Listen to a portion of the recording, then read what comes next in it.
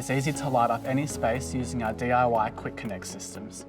Plan the position and placement of your lighting. Think about all areas you'd like to highlight, such as trees, pathways, water features, or architectural features. Then select a light to illuminate each area. Once your garden's lighting layout has been designed, it's easy to install.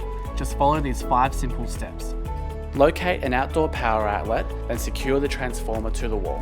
Our DIY solar cell is the perfect solution to replace the transformer. Place the solar panel facing north or west in a location that gets direct sunlight.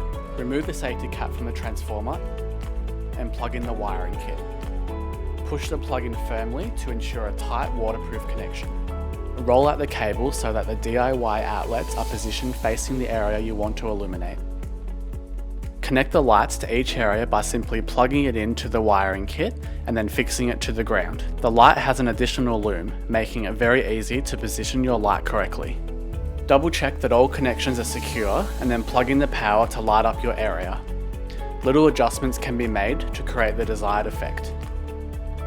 Enjoy your beautiful outdoor space day and night. And don't forget, as your plants grow, it's easy to reposition the lights to ensure they always light up your garden.